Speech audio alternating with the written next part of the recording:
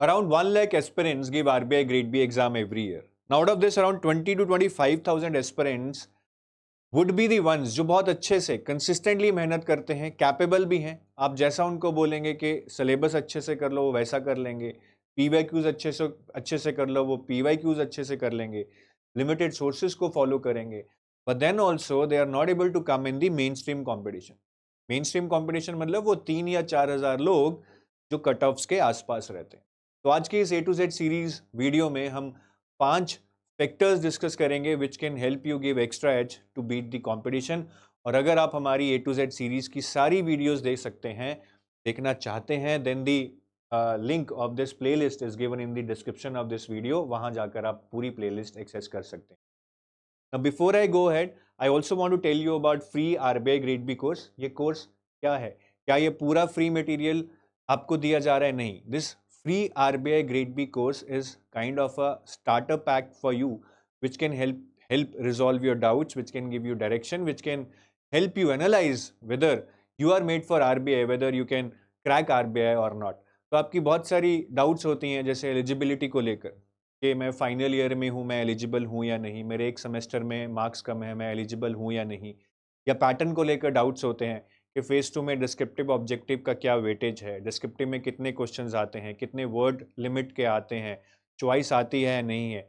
ऐसे बहुत सारे डाउट्स आपके मन में होंगे, एग्जामिनेशन डेट्स को लेकर होंगे, वैकेंसीज को लेकर होंगे. तो everything has been discussed in this free course. Moreover बहुत सारे लोग बैंकिंग के लिए प्रिपेयर करते हैं, उनको पता है आरबीआई में क्वांट रीजनिंग आता है, but how it is different. कैसे आपको अलग तरीके से पढ़ना है ताकि आप कट ऑफ्स क्लियर कर लें. या फिर जो नए सब्जेक्ट हैं ईएसआई और एफएम, उनमें किस तरह की पढ़ाई करनी है, कितने डेप्थ में चीज़ों को पढ़ना है, कौन से सोर्सेज को फॉलो करना है, डिस्क्रिप्टिव राइटिंग के लिए कैसे प्रैक्टिस करनी है. Everything has been detailed out in this course. And moreover आप में से काफ़ी लोग कंफ्यूज रहते हैं, जिनको कोर्स के लिए ऑप्ट करना होता है कि कौन सा कोर्स लें. क्या इनका कोर्स मेरे अकॉर्डिंग होगा, मुझे चीज़ें समझ आएंगी या नहीं आएंगी, क्या इनका कोर्स दूसरों से कैसे अलग है. ये सारी चीज़ें आपको इसमें क्लियर हो जाएंगी because we have given simple material for all the components which will help you identify कि आप इस कोर्स के थ्रू अपना सिलेबस पूरा करना चाहते हैं या नहीं चाहते हैं. तो इस फ्री कोर्स का लिंक आपको इस वीडियो के डिस्क्रिप्शन में मिलेगा. आप वहाँ से इस फ्री कोर्स को एक्सेस कर सकते हैं. Now coming back to the 5 factors to help you get that extra edge. The first one is self belief. Self belief is the mother of all successes in this world. हम बहुत बार जब शुरू करते हैं ना, बहुत मोटिवेशन एनर्जी से करते हैं कि बस 2 महीने में सिलेबस पूरा कर देंगे. बट जैसे जैसे पढ़ना शुरू करते हैं, मन में सेल्फ डाउट आने लगता है, मोटिवेशन एनर्जी सब नीचे जाने लगती है, डिस्ट्रैक्शंस बढ़ने लगते हैं, प्रोडक्टिविटी डाउन होने लगती है. उसका रीज़न यही है कि हम अपने आप पे ही कॉन्फिडेंस खो देते हैं. हालांकि कॉन्फिडेंस आएगा पढ़ने से ही. The more you read, the more you are able to assess के एग्जामिनेशन को कैसे क्लियर करना है, the more confidence you will get. But पढ़ाई के अलावा आई थिंक एक पॉजिटिव थिंकिंग भी ज़रूरी है. बिकॉज कभी कभार हम अच्छा खासा पढ़ रहे होते हैं बट फिर भी हम घबरा जाते हैं कि पता नहीं क्या होगा. तो एक पॉजिटिव थिंकिंग बहुत ज़रूरी है. महाभारत में श्री कृष्ण ने कहा है संशय आत्मा विंशति के जो आदमी सेल्फ बिलीफ नहीं रखता उससे ज़्यादा नुकसान कोई अपना नहीं कर सकता. तो self belief is the foremost thing that you would require in your preparation for RBI grade B. Second is prioritisation.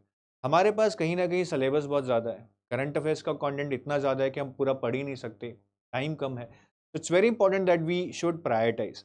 Prioritise करने के लिए मैंने ये एक मैट्रिक्स बनाया है जहाँ पे एक्स एक्सिस पे it's about important and non important. Important मतलब जो ज़रूरी है, नॉन इंपॉर्टेंट जो ज़रूरी नहीं है, अर्जेंट मतलब जिसको अभी करना है, नॉट अर्जेंट मतलब जिसको हम बाद में भी कर सकते हैं.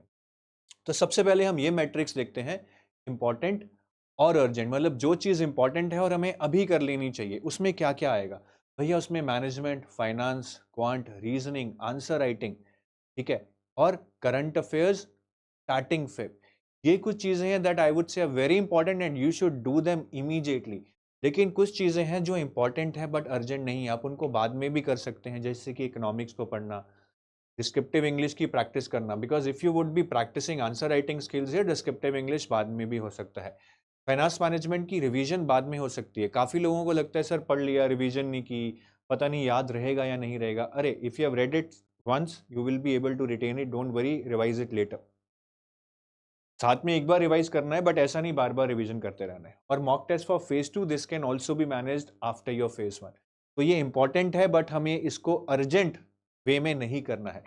Then the third one would be which is not important and not urgent. ये इंपॉर्टेंट नहीं है और अर्जेंट तो होगा ही नहीं, क्योंकि ये इंपॉर्टेंट ही नहीं है। जैसे कि सोशल इश्यूज का स्टैटिक पार्ट, अरे एग्जाम में current affair based social issues आते हैं, स्टैटिक पार्ट छोड़ दो। 5 months से पुराने current affairs I would not suggest unless and until you have already covered your static part। 6 महीने के current affairs are enough for your exam। May be जो reports हैं that you can go a bit even further to 9 months, but schemes, ESI, finance current affairs are fair enough for 5 to 6 months। Numerical part in finance नहीं करना है भैया, trend is clearly against the numericals, मत करो, let's take that risk. और जो हम ये इंटरनेट को सर्व करते हैं ना लेजर के लिए, एक इंस्टेंट ग्रेटिफिकेशन के लिए, ठीक है, हमारे लिए इंपॉर्टेंट नहीं है, बट हम उसको कहीं ना कहीं सोचते हैं कि पता नहीं बड़ा ज़रूरी काम है, वो अर्जेंट भी नहीं होता, उसको आप बिल्कुल छोड़ दीजिए, उसको नहीं करना है। और इस मैट्रिक्स में सबसे इंपॉर्टेंट चीज़ जो मैं आपको बताना चाहता हूँ, काफ़ी टास्क नॉन इम्पॉर्टेंट हैं बट हमको उनको बहुत अर्जेंट बना लेते हैं। जैसे कि किसी का कॉल आ गया, घर में कोई रिलेटिव आ गया, ठीक है, या हम रिजल्ट के बारे में सोचते रहते हैं, या फिर कोई आज इंपॉर्टेंट मैच है, ये हमारे लिए इंपॉर्टेंट नहीं है बट हम अर्जेंट बना लेते हैं कि नहीं नहीं यार आज तो देख ही लेता हूँ, नहीं नहीं आज तो यार फेसबुक कर ही लेता हूँ, नहीं नहीं आज तो यार अपने फ्रेंड से मिल ही आता हूँ। सो ये बिल्कुल हमें अवॉइड करने, ये सारे डिस्ट्रैक्शंस हैं, इनका लॉन्ग टर्म में शायद मुझे कुछ फायदा हो जाए, लेकिन पहले अपनी लाइफ सेट कर लो, बाद में इन डिस्ट्रैक्शन से मजे ले लेना। अभी 6 महीने 9 महीने just focus on what is important and urgent. This shall be what you shall be focusing on. The third thing is revision. I've seen many people, those who read so many books, so much content, but at the end of the day, exam के बाहर आकर sir पढ़ा तो था but याद नहीं रहा। Revision is something which is very crucial. Even if you are not able to complete 100% of your syllabus, I would suggest go for 80%, but cover your revision 2 to 3 times. Revision का golden rule है 1-1-1 rule. जिस दिन पढ़ें same day revise करें, जिस week में पढ़ें same week में रिवाइज करें, और उसको एक एंड ऑफ द मंथ भी रिवाइज करें। मतलब सेम चीज़ की 3 बार रिवीजन करनी है, सेम डे पे, सेम वीक में और सेम मंथ में। And another very important rule of revision is, हम जनरली रिवीजन ना पढ़ पढ़ के करते हैं कि PDF खोल के पढ़ लिया, that is not bad, but I think even better technique of revision is revision through recall. जैसे ये आपकी बुक है या PDF है, आप उसको पहला पेज खोलिए, उसकी सिर्फ हेडिंग पढ़िए, उसको बंद करके then try to recall that what you all read, what all you read under this heading, that will give lot of stress on your permanent memory। और अगर आप वहां से रिकॉल कर पाएंगे फिर उसको आप कभी भी नहीं भूलेंगे। तो just then doing plain reading, try to recall things in revision, then they will go for a permanent setting in your memory, and that is what I will call a true revision. इसके उसको एक बार अब set कर लिया, अब दोबारा पढ़ने की जरूरत नहीं है। And try to do revision through MCQs also. अगर कोई चीज़ पढ़ ली है 15 दिन बाद उसके MCQs कीजिए। The MCQs are conceptual, you will be compelled to think, and that will actually help you revise all your concepts। And the fourth thing is mock test। बहुत सारे लोग पढ़ाई बहुत करते हैं, 2000 घंटे तक लोग पढ़ के जाते हैं टोटल, है ना, डेली 4-4 घंटे कर कर अगर मैं 200 दिन भी पढ़ूं, I would be reading for around 800 hours, but ultimately the test of your knowledge comes down to those 2 hours in which you would be sitting for the exam, or 4 hours, whatever it is। तो ये बहुत ज़रूरी है कि exam में हम time manage करना, stress manage करना, एंग्जाइटी मैनेज करना, क्वेश्चंस को कैसे सेलेक्ट करना है, कैसे छोड़ना है, ये सारी चीज़ें सीखें। And the ideal way to learn it is through mock test. The more mock test you give, the better you will be trained for the final day, though even on the final day there would be still be butterflies in your stomach।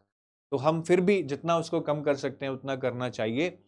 तो mock test की क्या technique है, क्या सही time है mock test देने का? Once you cover 70% of your syllabus, then only start with mock test. If you start before covering 70% of your syllabus, then mainly the purpose would be to learn through MCQs, that is through reverse engineering, but the true purpose of mock test is to evaluate yourself and not learn through reverse engineering। How many mock tests you should be giving? You should be giving quality mock test, number will not matter that much, but then 10 mock tests for phase 1 and 5 mock tests for phase 2 is what I will call for. And moreover, when you give mock tests for phase 2, make sure that you give all the 3 papers in one go, because in the actual exam, your FM, ESI and descriptive English paper all will happen in one go. Maybe there is one break, but all will happen on one day, and that is the way you should be giving here. चाहे office से छुट्टी लो, चाहे Sunday को करो, but you should be giving the mock test as it would be there in the ideal environment. Then how to analyze your mock test, this is very very important, क्योंकि यहीं से हमें पता लगेगा कि हम कैसे अपने मार्क्स को मैक्सिमाइज कर सकते हैं. तो मॉक टेस्ट देने के बाद अच्छे से एनालाइज करो. सबसे पहले देखो कितनी सिली मिस्टेक्स हुई, या कितने ऐसे क्वेश्चंस मैं नहीं कर पाया कि मुझे याद नहीं था बट मैंने पढ़ा था. I want zero tolerance here. ऐसे क्वेश्चंस मुझे नहीं गलत करने हैं, ये मेरे सही होने चाहिए. And third is poor application of learn concepts. कई बार हम कॉन्सेप्ट जानते हैं बट अप्लाई नहीं कर पाते हैं इन दी क्वेश्चन. इसके ऊपर काम कीजिए, बट ऐसे क्वेश्चंस आएंगे जो गलत होंगे. बट इस एरिया में और इस एरिया में I want zero tolerance. Then poor time management is another very key area you need to look into, because बहुत बार हमने देखा है कि मॉक टेस्ट के बाद हमें लगता है अरे यार ये 4 क्वेश्चन तो मैंने देखे ही नहीं, बहुत आसान थे. Because you are so much under stress, you are so much in hurry that you didn't give even a glance to those 4 or 5 questions that could have been done easily. तो ये poor time management के through ही होता है कि हमें आता नहीं है कि कैसे क्वेश्चंस के थ्रू प्लान्स करके we can find the right set of questions for us. इस पे बहुत ध्यान देना है. And analyse your guesses. मतलब देखिए एग्जाम में 5 से 10% क्वेश्चन ऐसे होंगे जिसमें आपको कंफ्यूजन होगा 2 ऑप्शंस में. अब ऐसे क्वेश्चंस हमें छोड़ने नहीं हैं, हमें गेस लगाना है. लेकिन हमें ये भी एनालाइज करना है कि जो मैं गेस लगा रहा हूँ तो क्या मेरे ज़्यादा गेसेस वो सही हो रहे हैं जो इनिशियली मेरे दिमाग में आते हैं, या ज़्यादा गेसेस वो सही हो रहे हैं जो मैं बाद में सोच के लगाता हूँ. होता है ना जब हम गेस लगाते हैं यार ए होगा, फिर हमें लगता है थोड़ी देर बाद नहीं नहीं नहीं यार सी होगा. तो एनालाइज, बिकॉज ये एक साइकोलॉजिकल स्टडी है कि कई बार कई लोगों के फर्स्ट जो इंट्यूशन होती है वो सही होती है, कई लोगों की बाद वाली इंट्यूशन ज़्यादा सही होती है. सो analyse and then start going with that approach and see whether you are able to see any improvement in your marks with respect to the questions we are just guessing among the two or three of the options. And the last thing is stamina for D-Day. इसकी कोई बात नहीं करता है. देखिए D-Day, that is the final day of your phase 2 mains exam. आपको 3 paper देने हैं, 5.5 घंटे का पेपर है, back to back around paper होते हैं, एक छोटी सी ब्रेक होगी, उसमें बहुत सारे आंसर्स भी टाइप करने होते हैं. So many of the people who are not working or they are not typing on keyboards, they might lack the stamina. उनके बैक में, शोल्डर्स में, नेक में पेन होना शुरू हो जाता है और फिर सारा ध्यान उधर चला जाता है.